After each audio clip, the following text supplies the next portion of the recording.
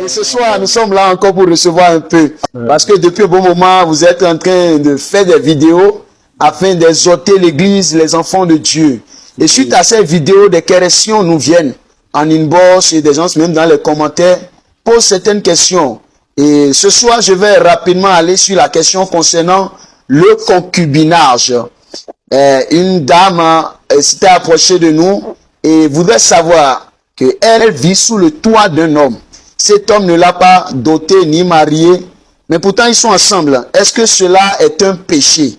Qu'est-ce que la Bible en dit par rapport? Et qu'est-ce que vous avez à nous dire, papa?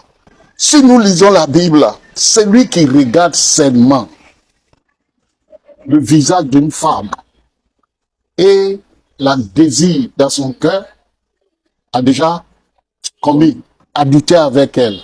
C'est sérieux. Dans l'Ancien Testament, on dit celui qui commet adultère avec une femme, on les lapide. Mais Jésus, on dit la loi, ancienne loi, est trop dure. Laissez-moi vous dire que pour Jésus là, c'est encore dur, plus dur. Yes. L'autre côté, Ancien Testament, il faut coucher avec la femme avant qu'on te lapide. Mais pour Jésus, il te dit, si tu regardes seulement le visage d'une femme et tu le désires dans ton cœur, tu as déjà commis quoi? L'adultère avec elle. C'est pour cela, aujourd'hui, je veux exhorter d'abord les pasteurs, les églises. Oh, je dis chaque fois que l'église est un hôpital, on vient à l'église pour être guéri. Aucun médecin peut guérir le péché. Seule la parole de Dieu, par Jésus-Christ. Les femmes me font pitié. Parce que les femmes aiment beaucoup le Seigneur. Mais le problème est que les bergers que nous avons, les pasteurs, les hommes de Dieu que nous avons aujourd'hui, qui veulent rouler dans voiture, qui veulent construire des grandes maisons, qui ne savent pas que l'église est un hôpital, en train de détruire les fidèles.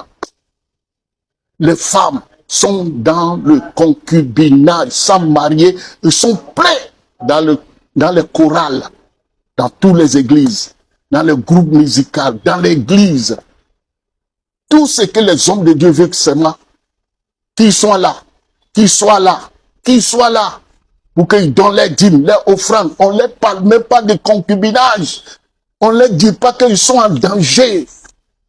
Relation sexuelle, Dieu l'a créée pour procréer le monde. Procréer. Il dit l'homme quittera son père et sa mère et s'attachera à sa femme et les deux deviendront une seule chair pour procréer, pour remplir le monde. Mais qu'est-ce que nous voyons aujourd'hui? Les pasteurs ne disent rien. Les serviteurs de... C'est un peu certaines seulement qui prêchent sur le concubinage dans les églises. Tu viens, vous serez bénis. Il y en a même pour commencer le culte déjà, ils annoncent. Aujourd'hui, nous allons faire 2 cultes, 2 offrandes. Qu'est-ce que la Bible dit sur le concubinage, mes bien-aimés? La Bible enseigne que le mariage est la seule institution voulue par Dieu pour union intime. C'est pour cela dans Genèse 2, verset 24, nous dit, c'est pourquoi l'homme quittera son père et sa mère et s'attachera à sa femme et ils deviendront une seule chair. Vous voyez, vivre en concubinage, entre parenthèses, l'union libre, sans engagement matrimonial, là, mes bien-aimés, est similé à de l'immoralité sexuelle ou de la fornication, ce qui va à l'encontre des principes de fidélité et d'engagement prônés par les Écritures. Le concubinage est très dangereux. Si tu meurs dans le concubinage, il y a plein de concubinages dans nos églises. On ne dit pas la vérité, nous serviteurs de Dieu, pour qu'on puisse appeler les femmes, les hommes, une réunion de samedi spécial, qui sont ceux qui sont dans le concubinage. venez samedi, on va prier pour vous, on va vous aider, hein, et à régulariser votre mariage. Je n'ai jamais vu ça. Ils ne font pas ça. Venez seulement, réunion de ça, on va cotiser, on va faire cela, on vend les pains, on va faire tout ça là. Et lorsqu'il meurt, on envoie les cadavres à l'église. Elle a servi Dieu, elle a chanté dans le choral, elle a fait Pierre, mais va en enfer. Nous allons payer. Si on ne se répand pas, toi qui vas écouter ça, tu ne te répands pas. Dieu va te demander tout ce que tu as fait, Dieu va te redemander. Parce que l'église est un hôpital, on vient pour être guéri. Alléluia. Les relations sexuelles en dehors du mariage sont considérées comme un péché. Oui, beaucoup de femmes viennent me voir. John, mon mari m'a laissé avec les enfants. Je dis, il t'a marié? Oui. Il t'a mené à la mairie? Non. Il est venu voir mes parents seulement. Les hommes, je vous demande pardon. Vous êtes dedans. Je ne sais pas quel esprit qui vous pousse pour aller demander amitié, chercher des femmes, et après avoir fait ce que vous voulez avec les femmes, vous pouvez avoir 2 enfants, 3 enfants. Ça va arriver un moment, vous allez dire non. Ou bien les femmes tombent en grossesse, vous allez dire non, c'est pas vous. De grâce, Dieu, tout ce que nous semons, nous allons le récolter. J'étais dedans autrefois et je me suis repenti. J'étais dedans, c'est pour cela que je parle avec amour pour exhorter les femmes. Toi, femme, va voir des pasteurs qui ne veulent pas vous dire la vérité. Allez voir pasteur dire, nous sommes dans le concubinage. On fait quoi? On fait comment? Si eux ne peuvent pas prêcher. L'église ne conduit pas nos mamans à l'enfer. Prêchez sur le concubinage. Beaucoup sont dans le concubinage. Ça veut dire quoi? Les femmes me font pitié. Ils sont pleins dans le concubinage. On doit les appeler, chaque église, avoir les réunions avec les femmes qui sont dans le concubinage chaque samedi. On prie pour eux. Hein? Parce que leur corps, ils aiment le Seigneur. Leur corps doit glorifier le Seigneur. Mais bien aimé, la Bible sauve. C'est pour cela que Jésus, avant de monter au ciel, il a dit à son Père, Père, sanctifie-les par ta vérité, car ta parole est la vérité. C'est la seule parole de Dieu. Prêcher en vérité qui nous délivre. Moi, John Migan, je vous le dis toujours. D'abord, qui suis-je pour parler de Dieu? Quelqu'un comme moi qui n'a jamais mis pied à l'école. Un enfant qui a commencé à fumer la drogue à l'âge de 12 ans. C'est 1984 que j'ai rencontré le Seigneur et Jésus m'a fait grâce. Et Dieu m'a fait que l'église que Jésus m'a menée en Côte d'Ivoire, 1984, que Dieu bénisse ce pasteur John Robert. Oui. Il nous prêche la vérité, il te prêche jusqu'au slip. Oui, comment tu dois laver même tes slips? Parce que les chrétiens souvent ils sont paresseux, négligents. Ok, le Saint-Esprit est propre. Car ta parole est la vérité. Donc je disais que les femmes me font pitié aujourd'hui dans l'église. Dans toutes les églises, elles sont là.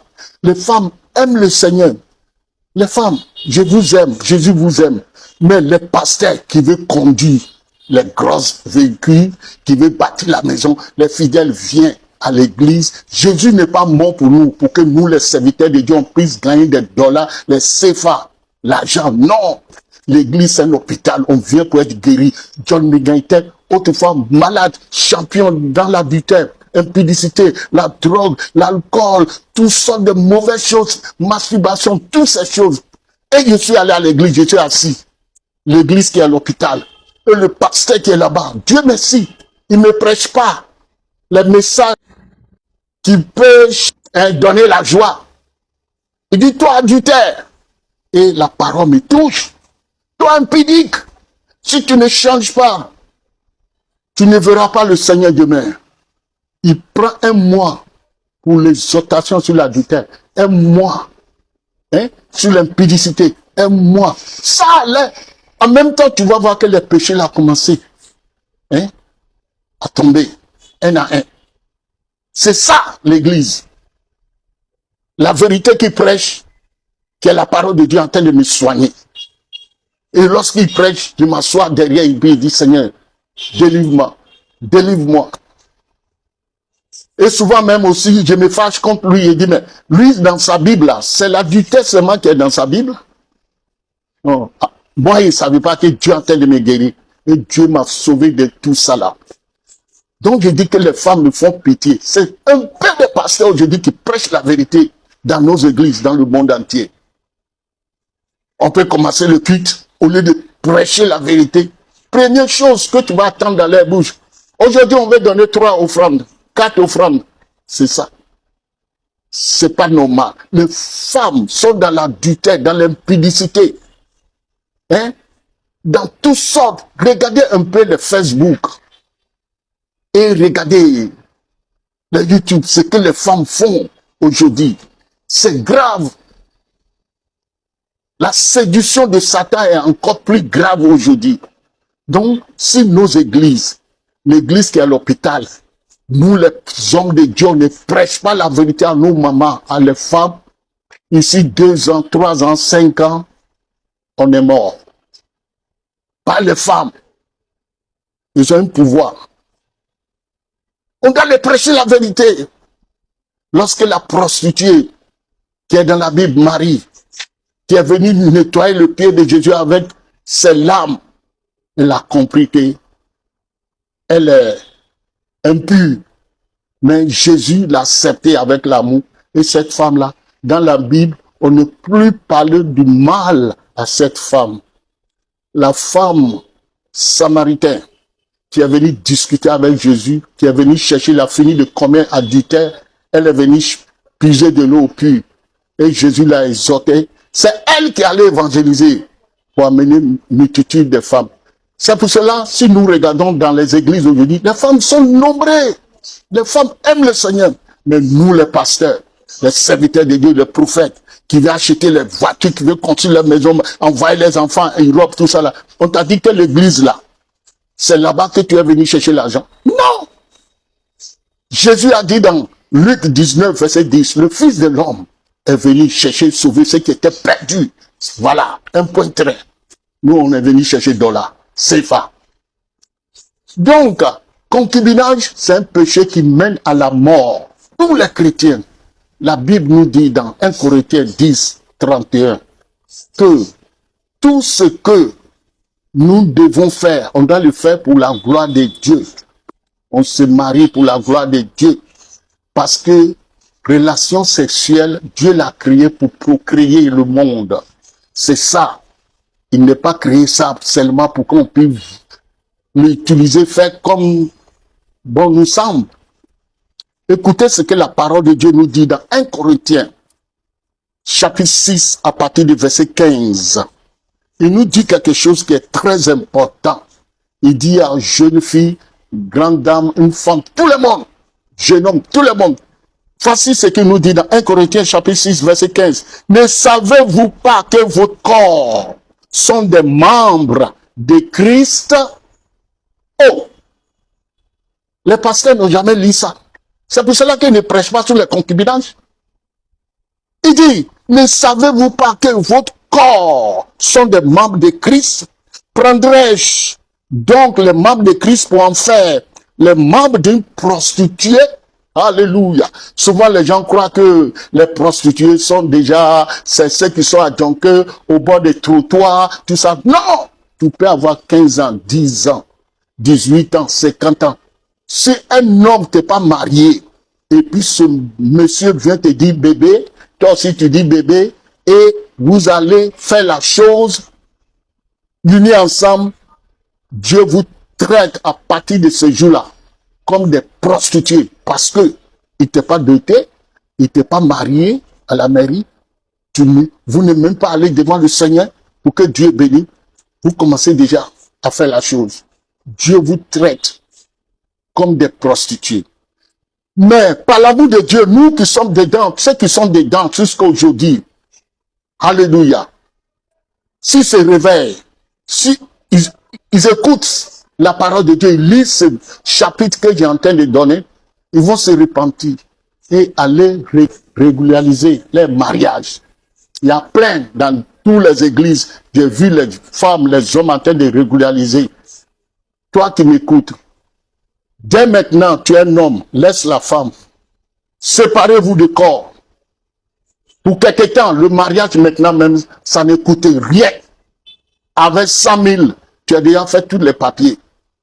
On ne t'a pas demandé d'aller inviter les gens pour venir. Ça dépend de toi. Moi, j'ai aidé les jeunes qui sont mariés avec 70 000. Aujourd'hui, ils sont libres. Ils dorment ensemble sur le même lit. Ils font les choses, ce qu'ils veulent, ils font l'amour. S'ils descendent sur le lit, il se met à genoux, il dit, Père, il appelle Jésus. Jésus les écoute. Mais toi, tu n'es pas marié. Et tu es dans l'église depuis des années, dans le concubinage. Et tu pries. Dieu dit, n'écoute pas la prière des méchants.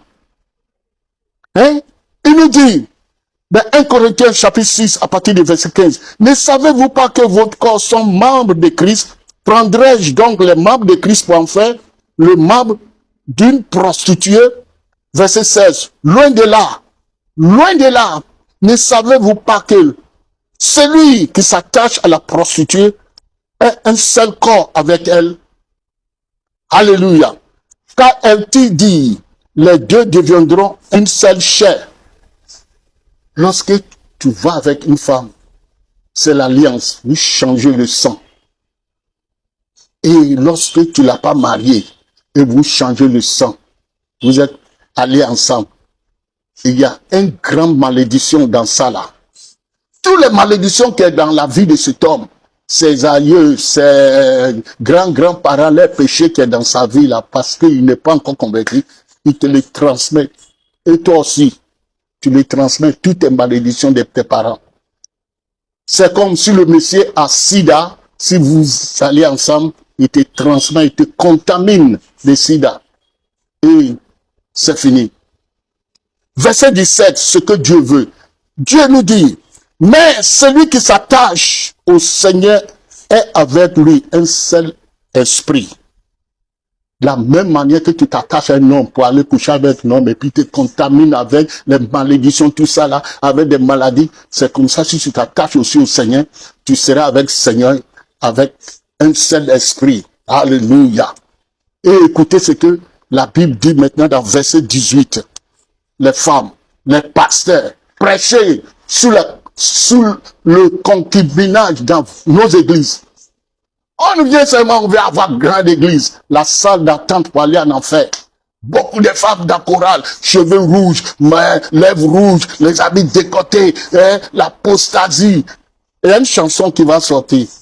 Et la chanson, j'ai titré ça, sortir de ce train qui mène en enfer. Il y a beaucoup d'églises qui vont amener les gens en enfer. Si vous ne prêchez pas la vérité, Dieu va nous demander. C'est pour cela que tu ne m'amuses pas.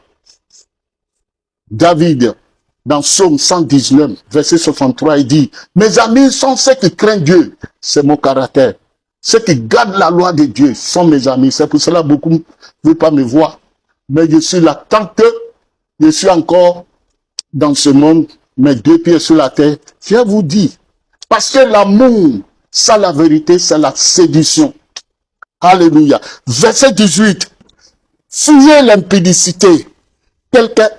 Quelque autre péché qu'un homme commette, ce péché est hors du corps. Mais celui qui se livre à l'impudicité pêche contre son propre corps. Tu peux tuer, tu peux voler, tu peux mentir, tu peux être sorcier, tout ça là. Dieu dit ces péchés-là sont des péchés, hein, mais sont des péchés hors de ton corps. Mais il continue, il dit, alléluia, mais celui qui se livre à l'impudicité pêche contre son propre corps. Combien de jeunes gens, jeunes femmes, papa, maman qui sont morts dans ce péché d'impudicité, de fornication, dans le concubinage. Beaucoup sont morts. Aujourd'hui, moi, je ne condamne pas les fidèles. Je parle avec les pasteurs. Ça veut dire quoi? L'argent, l'argent, l'argent. Toujours c'est l'argent, 3 offrandes, 5 offrandes. Mais les vies spirituelles, les vies, où il a les âmes. Alléluia.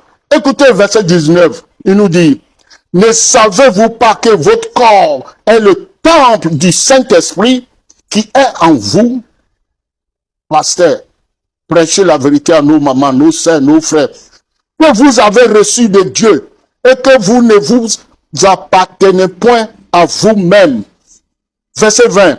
Car vous avez été rachetés à un grand prix. Quel prix? Le prix du sang de Jésus. Glorifiez donc Dieu dans votre corps et dans votre esprit qui appartient à Dieu.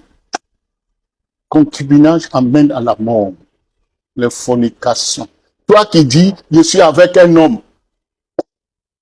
Hein? On ne s'est pas marié, mais on vit ensemble, mais on ne fait rien. Qui tu veux mentir? Qui tu veux mentir? La Bible dit seulement, je vais vous dire quelque chose que la Bible nous a dit, Jésus a dit.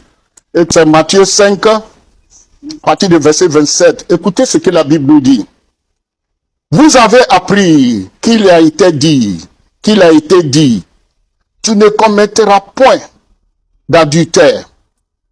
Mais moi, je vous dis que quiconque regarde une femme pour la convoiter a déjà commis un adultère avec elle dans son cœur. Autrefois, dans l'Ancien Testament, il faut commettre l'adultère et puis on te lapide, on te tue. On dit la loi de Moïse est dure, on ne peut pas. Mais la loi de Jésus est encore plus dure. La loi de Moïse, il faut commettre l'adultère d'abord avant qu'on te tue. Mais Jésus dit, si tu regardes seulement le visage d'une femme et tu la désignes dans ton cœur, tu as déjà commis l'adultère avec lui. Alors, tu es avec une femme dans la même maison, tu dis, on fait rien, on ne se touche pas. Qui tu veux mentir? Répands-toi. Répands-toi dès maintenant, avant qu'il soit trop tard. Nous lisons la parole de Dieu. Encore, dans Hébreux, combien? 13, verset 4. Il nous dit que le mariage soit honoré de tous et le lit conjugal exemple de souillis. Car Dieu jugera les impudiques et les adultères. Les concubinances, c'est le péché. L'adultère, c'est le grand frère de l'impudicité. Et concubinage aussi, c'est les camarades. Hein? Tout ça là, c'est le péché. Donc, de grâce, je parle encore à mes bien-aimés pasteurs que j'aime beaucoup. L'église, c'est un hôpital. On ne vient pas à l'église pour venir danser. Les femmes font les langues comme ça, les faux cheveux, tout ça là, apostasie dans l'église. On a déjà vu. Encore, peut-être avant décembre, ils vont amener encore un artiste païen qui ne connaît pas Dieu. Ils ont quoi? Le nom de Jésus dans leurs lèvres. Ils chantent Dieu qu'ils ne connaissaient pas. Jésus a dit à la femme samaritaine, vous adorez ce que vous ne connaissez pas. Et avant décembre, il y en a qui vont venir encore avec des chants bizarres. Ils mettent Jésus dedans. Sacrilège. Ils vont quitter Congo. Ils vont quitter où ils veulent, ils vont venir.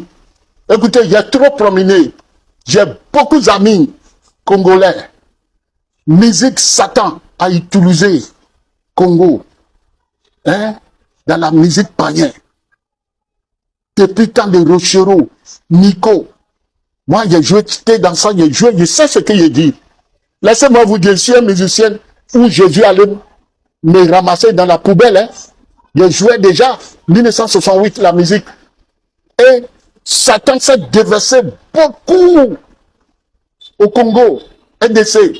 C'est là où on trouve les grands musiciens qui chantent. Vous voyez, et les chansons qui poussent les gens à l'impudicité, à tout ça là. Aujourd'hui, il tourne Satan, il est malin. Il veut emmener ça aussi dans le corps de Christ. Il a choisi les gens là-bas. Ils vont chanter Jésus, mais c'est pas Jésus. Fais attention. C'est ça, fais attention.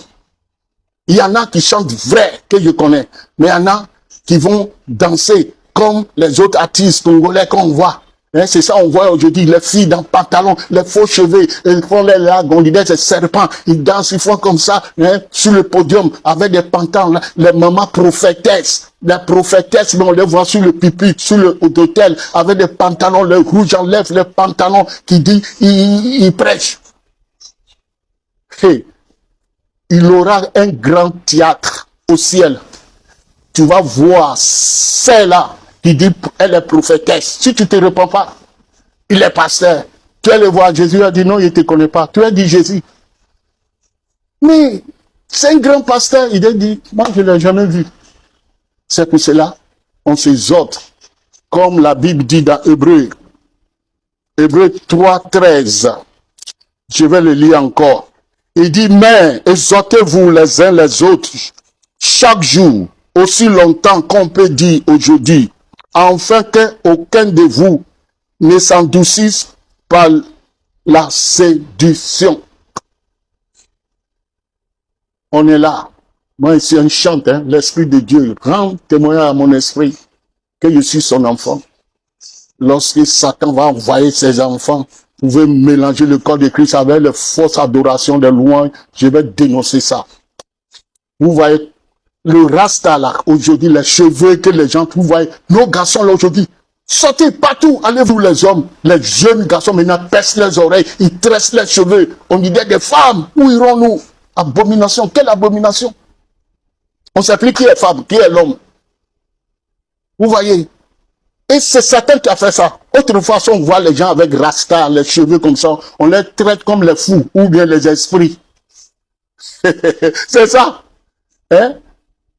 Les esprits, il y en a même qui, si met un enfant au monde, les cheveux comme ça, on dit c'est un esprit. Mais aujourd'hui, les gens ont pris ça comme mode. Pourquoi? Satan a choisi Bob Marley. Il a donné ses styles des Rasta. Et lorsqu'il a commencé à chanter, hein? Oh! Les jeunesses, tout le monde a vu ça. Les artistes ont vu ça. Tout le monde a commencé à faire Rasta. Il a utilisé Bob Marley pour contaminer le monde. Tout le monde Rasta. Aujourd'hui, vous voyez partout les grands hommes, les garçons qui se tressent, qui laissent les cheveux comme ça. C'est ce que Satan veut faire encore. Il va prendre la louange, mettre dans la bouche.